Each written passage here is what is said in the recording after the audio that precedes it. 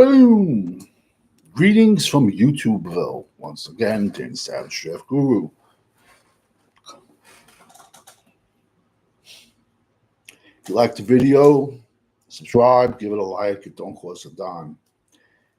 I would just like to know how the shithole state of Ohio can manage to fuck up the entire round 2 of the NFL draft, and then also the state of Ohio can fuck up signing a draft pick.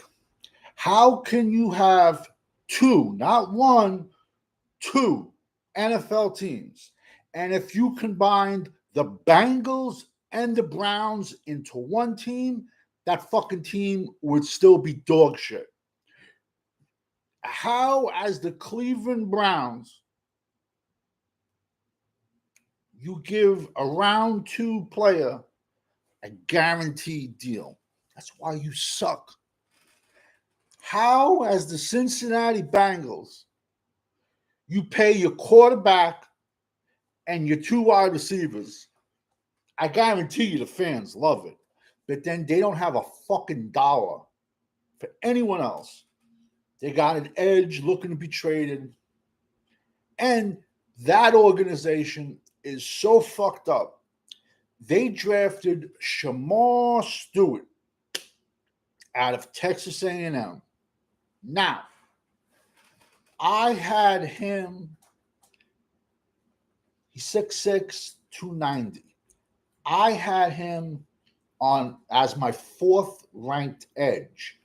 But because in my world, Abdul Carter is a linebacker.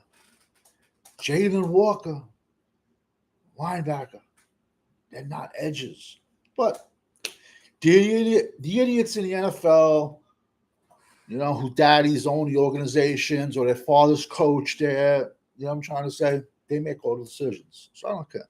So I had him, but in everyone else's boards, he would have been ranked much, much higher. But so this kid, Shamar Stewart, went to Texas A&M, 6'6", 290.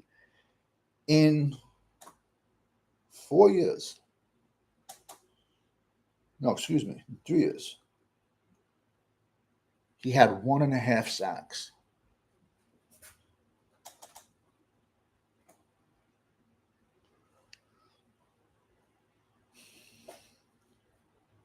But he came close a lot last year. So 2024 season, he was the almost sack guy. He had like 40 pressures. But so let's think about it. Ohio is a fucking cesspool. Besides big white-tailed deer and Ohio State football, what else is even good in that state? I'll be waiting. You can put it in the comments if you find anything. But basically, this kid he went back to college, and supposedly he is practicing with Texas A&M over, and this is only just language in the contract. So I'm going to be honest with you. Is this kid asking for something crazy? I don't think so. I could be wrong, but I'm going to be honest with you. I don't even trust an organization like the Bengals that pays their quarterback and both wide receivers, and then they can't even go out and get another position. But that fan base is so fucking inbred, they will be happy seeing the Bengals put up 28 points, but allow 45. And yet Dallas fans want to, you saw Garrett Wilson, how much he got paid? Yeah. Good luck signing Carl Pickens. I hope Carl Pickens, that's another, bro. He played for the Bengals too, bro. Carl Pickens was nasty, bro. Showing my age, man. Carl Pickens, Darnay Scott, Chris Henry, bro. Chad. The only thing that got Chad noticed was his mouth. You put Chad Ochocinco on another team and he shuts his mouth. just a guy. That's my 2 cents. But so Cincinnati Bengals fuck up their first round draft pick because there's loopholes. So what could happen is he's back practicing at Texas A&M. He goes out. He can be a higher draft pick next year or a lower draft pick. How ironic would it be if Cincinnati drafts him again? But the way it works is the NFL team owns your draft rights for 1 year. So, like I said, he can go back in the draft. He can roll the dice on himself. I'll bet you money, man, he's getting tapped out, borrowing money from his agent. But I guess now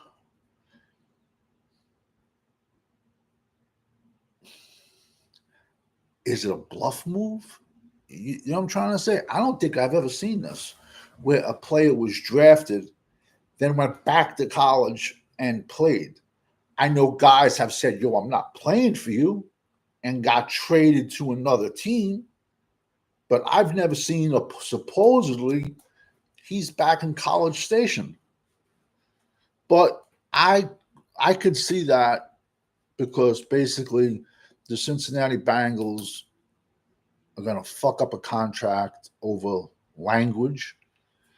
And then the Browns fuck up the entire round 2 of the NFL draft by giving a round 2 guy guaranteed money. So if people think that's the norm, yo, I feel sorry for you, man. I truly do. Truly do. Truly do. Shamar Stewart, man. That's what happens when you go all traits, man.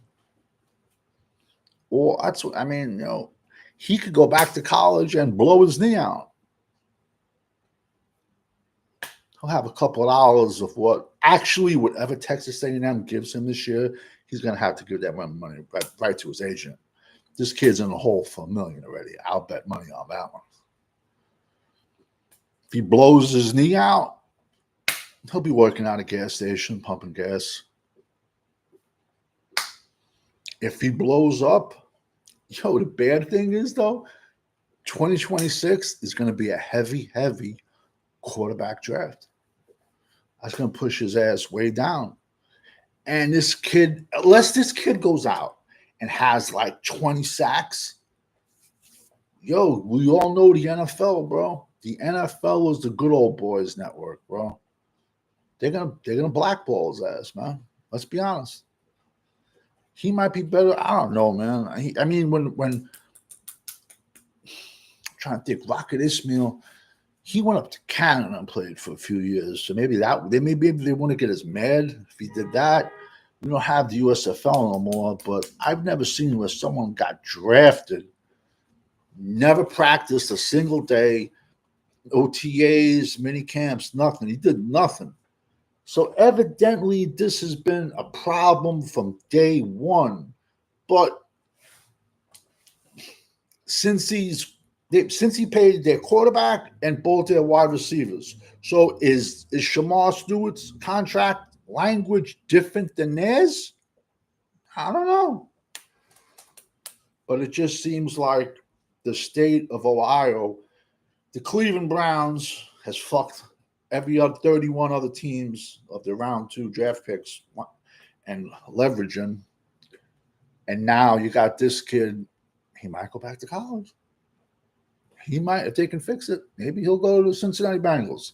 Either way, you know he's not you can only push yourself so much. He's not practicing like if a coach is on top of him. So he can go to college, get it one, like, you know, if he keeps up what he's doing, he'll have another sack. Like maybe if he has a good year, it'll be 2 sacks. But he's probably gonna get blackballed by the good old boys. But I don't know. Man. Seems like some people in the Cincinnati Bengals don't have problems signing contracts. I don't know what This is, but how about if you're the Bengals and now you don't have your first round pick playing for you and your second round pick playing for you because he's not signed over language that the Browns fucked up with, and your top defensive lineman is seeking a trade and he's holding out. Like I said, the state of Ohio is a fucking cesspool. Ohio State football and big white-tailed deer. That's the only two good things that come out of Ohio. Sorry. But I don't know how both organizations can do this. You can't make it up. I'm out because we all know when you rock it with the GWO for life. Over and out.